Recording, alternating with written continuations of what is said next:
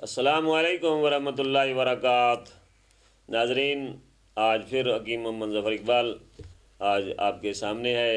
آج میں تمام نوجوان نسل کو ایک پیغام بھی دینا چاہتا ہوں اور ان کا علاج بھی کرنا چاہتا ہوں۔ اور میں نے سروے کیا ہے کہ آج کل اس حاضر دور حاضر میں تقریباً 60 یا 65% کے حساب سے جوان لوگ جن کی عمر 12 سال سے آگے چلی چکی ہے، یعنی 13 سال، یعنی جوانی کے عالم کو ابھی پہنچے نہیں، ابھی سٹارٹ ہو رہے ہیں، تو انہوں نے کیا کام شروع کر دیا ہے؟ مشت زنی شروع کر دی ہے۔ اب مشت زنی ہے کیا؟ وہ پہلے میں ایک ویڈیو میں آپ کے گوش گزار کر چکا ہوں، لیکن سامعین اور ناظرین کی بار بار اصرار پر آج میں نے پھر اس کی علامات اور اس کے نقصانات کو میں نے آج آپ کے سامنے بیان کرنا ہے کہ مشت زنی سے ہوتا کیا ہے۔ مشت زنی سے اعلیٰ تناسل کی رگیں جو ہیں وہ تباہ ہو جاتی ہیں، کیونکہ اس کے اندر دوران خون کا ایک جال بچھا ہوا ہوتا ہے۔ وہ جال جو ہے اس کے اندر کاربن ٹائپ مواد، خشک یعنی فاضل مواد جو ہوتا ہے، فاسد مواد، وہ اندر سڑ جاتا ہے بار بار رگڑ، ہاتھ کی رگڑ سے۔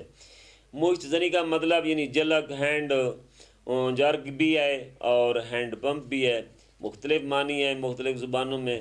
تو آپ لوگ خدا را اس سے اجتناب کریں گے، کیونکہ اگر آپ اس جوانی کے عالم کو ابھی پہنچے نہیں ہیں اور جوانی سے پہلے ہی آپ اپنے جوہر حیات کو ضائع کر رہے ہیں، یہ تو آپ کے لیے آخرت یعنی زندگی پوری کا یہ کام کرنے والا ہے اور بڑھاپے میں یہ ساتھ دینے والا ہے۔ آپ بڑھاپے سے پہلے اپنی جوانی کو تباہ کر رہے ہیں، خدا را اس سے اجتناب کریں، پرہیز کریں۔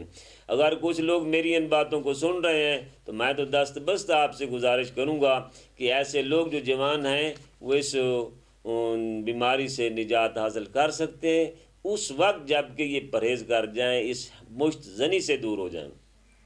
مشت زنی کے نقصان کیا ہیں؟ یہ علامات ہیں کہ اس کی علامات نقصان علامات یہ ہیں کہ اس کا اعلیٰ تناسل جو ہے وہ عالم جوانی میں پورا 9 انچ کے قریب ہونا چاہیے تھا، جبکہ اب اس کا 1.5 انچ یا 2 انچ کے قریب رہ گیا ہے، کیونکہ اب اس کو رگڑ کر اس کی پوری جو ہے وہ نظام کو ہم نے بحال کرنے کی بجائے اس کا ضیاع کیا ہے، نقصان کیا ہے۔ اب اس کا اعلیٰ تناسل جو ہے وہ بالکل کم ہو گیا ہے، اب اس میں انتشار بھی پیدا نہیں ہوتا۔ کیوں نہیں پیدا ہوتا؟ چونکہ اس میں جوہر جو بننا تھا مادہ منوی، یہ مادہ منوی کی کبھی میں تعریف کروں گا کہ یہ مادہ منوی بنتا کیسے ہے، یہ پتہ نہیں کتنے مراحل سے گزر کر آخر میں ایک قطرہ تیار ہوتا ہے۔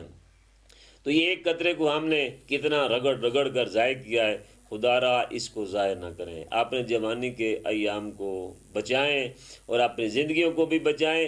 اور ایک بات، اگلی بات جو خصوصی نوٹ کرنے کے قابل ہے کہ کل اگر آپ کی شادی کی جائے تو میرے خیال میں شادی کرنے سے پہلے آپ لوگ میدان سے رائے فرار اختیار کریں گے۔ کیونکہ آپ کے پاس اعلیٰ تناسل کمزور ہے، آپ مشت زنی کر کے تھک چکے ہیں، آپ کے پاس وہ قوت ہے ہی نہیں کہ انتشار ہو جائے یا آپ اس اپنی زوجہ کو راضی کر سکیں، ایسا سوال ہی نہیں پیدا ہو سکتا۔ تو اس سلسلے میں علامات آپ دیکھ رہے ہیں کہ یہ علامات ہیں کہ اس سے اعلیٰ تناسل چھوٹا ہو جاتا ہے، انتشار بڑھ جاتا ہے، انتشار بڑھنے کے بعد جو انتشار بڑھے گا انزال جلد ہو جائے گا اور رات کو آپ کو اکثر احتلام ہو جائے گا۔ کیوں ہو جائے گا؟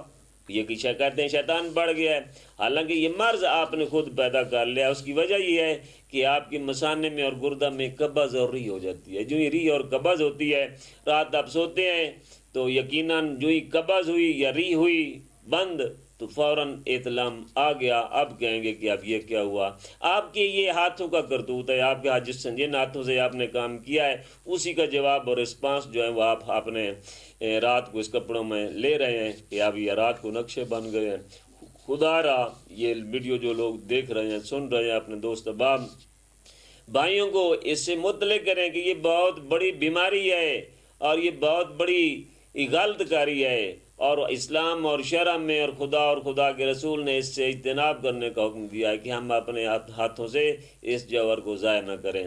تو خدا را اگر آپ شادی کرنا چاہتے ہیں، اپنے بچوں کو مزید جنسی تولید کے ذریعے سے آپ نسل بڑھانا چاہتے ہیں تو اس سے باز آ جائیں، ورنہ آپ نہ تو اگر شادی ہو بھی گئی تو آپ کے بچے نہیں پیدا ہو سکیں گے، چونکہ اس میں جو کرم ہیں وہ ڈیڈ ہو جاتے ہیں، مر جاتے ہیں، پیدا ہی نہیں ہوتے۔ جب منی نہیں ہے تو کرم کہاں سے آئیں گے؟ تو خدا را اس کا علاج کروائیں۔ علاج کیا ہے کہ قبض سے پہلے نجات حاصل کریں، کچھ قابض جو شکن چیزیں ہیں وہ ساتھ استعمال کریں، اور اس اعلی تناسل کو جو ہے اس کی مالش کریں۔ کس طرح؟ دار چینی اور روغن کرن پھل دونوں روغن لے کر رات کو ہلکا ہلکا 2 یا 3 قطرے نیم گرم کے طور پر اس کو استعمال کریں، اور مشت زنی سے پرہیز کریں گے تو، اور اس کے بعد جو ہے اگر آپ کا مزاج گرم ہو گیا تو پھر تبرید کرنا پڑے گا، اگر مزاج ٹھنڈا ہے تو یقیناً آپ کو ہار چیزوں کی ضرورت ہوگی، یعنی گرم چیزوں کی۔ اس طریقے سے آپ کا علاج کیا جا سکتا ہے، لیکن وہ بھی آپ کے مزاج کو ملوث خاطر رکھ کر۔